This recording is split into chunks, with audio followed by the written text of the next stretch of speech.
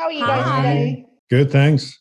How are you? Yeah, good, thank you. I'm still nice and warm from watching your very lovely, incredible film. Oh, that's nice to hear. Good. So congratulations. It's such an incredible story, and I didn't know anything about Clarice Cliff, so I was wondering what drew you to the project. I go first. Yeah. So I knew of Clarice Cliff because my parents sort of were a bit obsessed with her work, but I didn't know much about her life, really. I just knew her work. So I was fascinated by, what she was able to achieve, and she was such a pioneer, and she was so, she really did things that no one else had done before. And I think a mixture of that and coming from, Northern background and where her roots were, I just thought the story was one that sort of needed to be told. Yeah, likewise. I knew her work. I knew her pottery and sort of cups and saucers and stuff, but I didn't know anything about her. And then I Googled her once the project came along, and I was amazed by what she'd achieved, really. And the place she'd come from, the fact that she was a working class girl and revolutionized an industry. And also the attraction for me was that industry in Britain. We hear a lot about coal mining and milling and stuff like that, but the potteries sort of fascinated me as well. They were not a forgotten industry, but they were an industry I thought we hadn't focused on creatively in the past.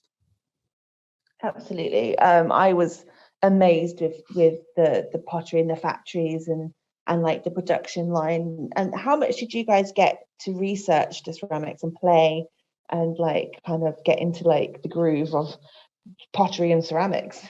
Well, we had a day, didn't we? We got to go to the potteries and sort of, we had a tour of the... It was the Wedgewood factory. It was Wedgewood, yeah, of course, the Wedgewood factory. And we got to sort of experiment and have a look and see...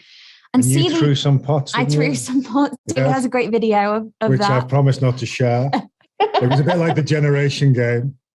But it was great to do, wasn't it? Yeah, it was. And even just to see how they work. I mean, obviously a lot's changed since the 20s or whatever in terms of making pottery, but there is still that feeling of, I guess, that, coming together to make these pots, with all the processes of it from. And the skill, I mean, the real artistic skill.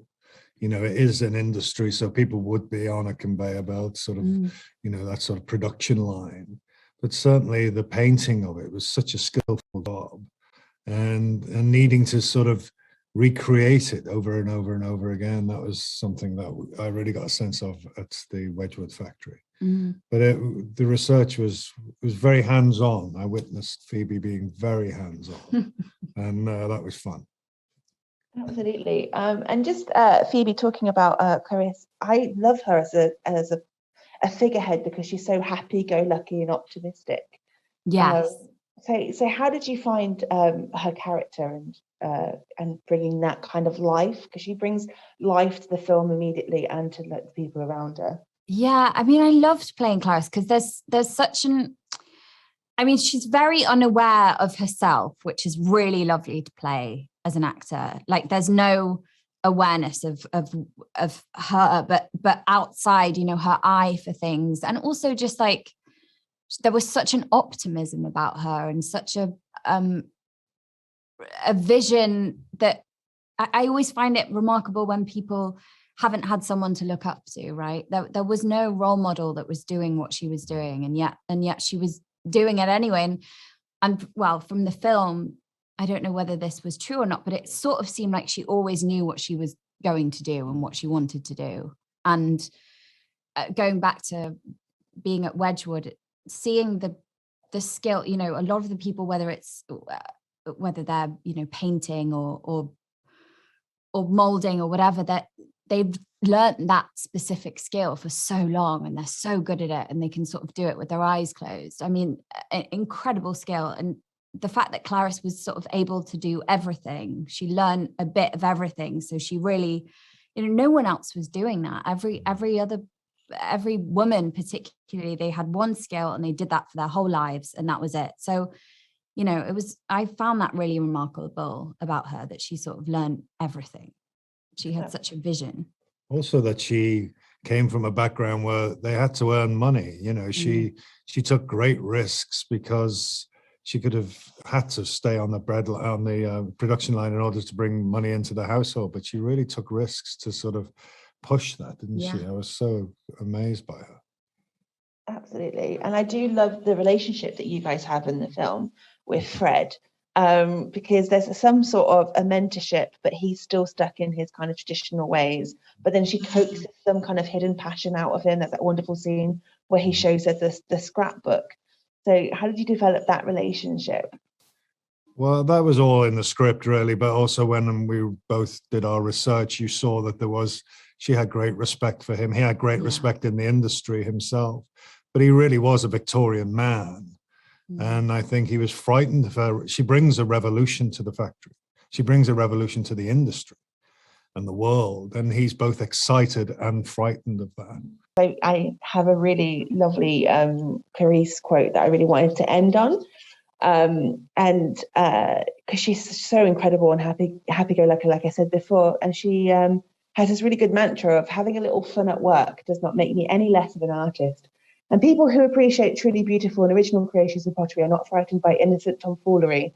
So I was wondering if you had any anecdotes to any fun that you bring to your work or tomfoolery that you bring to your work. Ooh. Well, I firstly really loved that first quote, and I wrote that on the first page of my script because I think it was such a telling vision of how Clarice worked. She also eventually put radios. I think it wasn't called a radio back then. It was called something else. But she played music for all the women when they were working. And I love that about her. She really was like a happy-go-lucky woman. But we had a lot of fun on set. We did have a lot of fun. And you can see that in her work, though. Her work is so vibrant and fun. And Fred, for all his genius, he was very stuffy. You know, he wanted her to keep the painting in the lines. He didn't like seeing the brush strokes, you know. But she really just knocks down those walls with her energy. Her other genius, of course, is how she sells the product, like you were saying before, how she takes it to women. She gets rid of the middleman. She just blows the cobwebs out of all of that place. And that's her fun and serious energy that she brings. Absolutely. And I'm hoping that everyone goes away from this film bringing that energy into their lives, because it's such a good, heartwarming lesson to learn. And it's been such a pleasure to talk to you guys today about it. And good luck with the movie and the release. And I hope you have a lovely day. Cheers. Thanks very much. Bye. Bye. Ladies and gentlemen, you're watching Hey You Guys. Hey You Guys, huh? Hey You Guys. Is that from the Goonies? It is indeed, yes. Nice. Hey